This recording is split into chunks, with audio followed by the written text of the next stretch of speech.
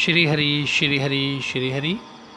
श्रीमद् भागवत गीता जी का 14वां अध्याय सरल हिंदी में श्री भगवान जी ने कहा, फिर भी ज्ञानों में श्रेष्ठ ज्ञान मैं तुमको कहता हूँ, जिसको जानने से सारे मुनि जन मोक्ष रूप परम सिद्धि को प्राप्त हुए हैं।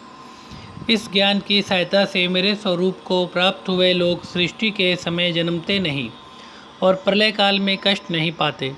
हे अर्जुन, परब्रह्म मेरी योनि है, मैं उसमें गर्भ को रखता हूँ और उसमें भूतों की उत्पत्ति होती है। हे कौन्तेय, सब गर्भों में जो विभूतियाँ उत्पन्न होती हैं उनका उत्पत्ति स्थान प्रकृति है और मैं बीज देने वाला पिता हूँ। हे महाबाहो, प्रकृति से उत्पन्न सत्व, रज और तम तीनों गुण देह में रहने वाले निर्विकार आत्मा को बांध लेते हैं। हे अनग, इनमें तत्व निर्मल होने के कारण प्रकाश और निरुपद्रव हैं, जो प्राणी को सुख और ज्ञान के साथ बांधती हैं।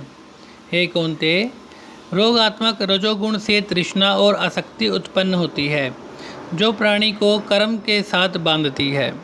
तमोगुण की उत्पत्ति अज्ञान से है, यह नम्र, आलस्य, निद्रा से प्राणी को बांधता है। हे अर्जुन, सत्व सुख उत्पन्न करता है, रज कर्म पैदा करता है, तम सब ज्ञानों को ढककर प्रमाद पैदा करता है। अर्जुन, सत्वगुण रज और तम को दबाकर बढ़ता है, इसी प्रकार रज सत और तम को और तम सत्व और रज को दबाकर बढ़ना चाहता है। इस देह में इंद्रियों द्वारा जब ज्ञान का प्रकाश उत्पन्न हो, तब समझिए सत्वगुण की विशेष वृद्धि हुई है। हे कौन्तेय, रजोगुण की वृद्धि में लोभ, कर्मों में प्रवृत्ति, कर्मों का आरंभ, अशांति और इच्छा उत्पन्न होती है। हे कुंती नंदन, तमोगुण की प्रबलता में अविवेक, अनुदम, प्रमाद और मोह ये सब होते हैं।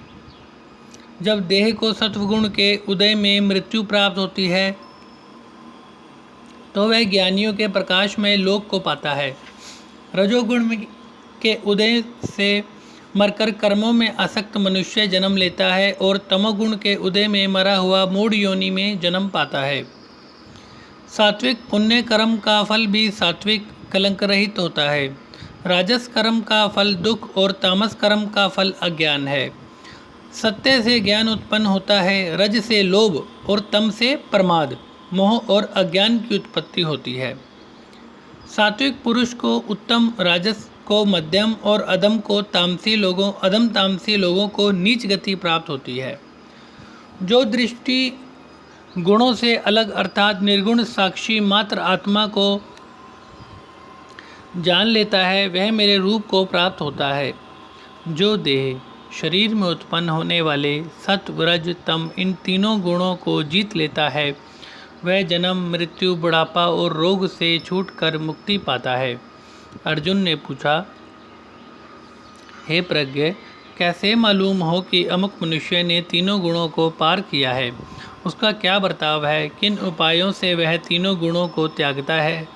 हे पांडव, प्रकाश, प्रवृत्ति और मोह होने से जो दुखी ना हो और निवृत्ति होने से उनकी इच्छा ना करे, उदासीन मनुष्य के समान, जिसको सब दुख समान है और गुणों के कर्म होते ही रहते हैं, यह जानकर जो निश्चिंत रहता है और कभी विचलित नहीं होता, जिसको सुख और दुख, मिट्टी, पत्थर और स्वर्ण, प्रिय और अप्रिय, निंदा और स्तुति समान है, जो धीर है, जिसने सभी बखेड़े छोड़ दिए हैं, उसे गुणातीत कहते हैं।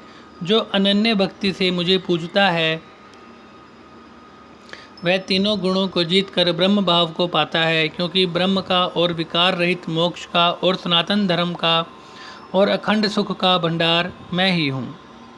इति श्रीमद्भागवत गीता सुपनिषत्सु ब्रह्म विद्या योग शास्त्रे श्री कृष्ण अर्जुन संवादे विभाग गुणयंत्र योगो नाम 14वां अध्याय संपन्न हुआ। श्री हरि श्री हरि श्री हरि।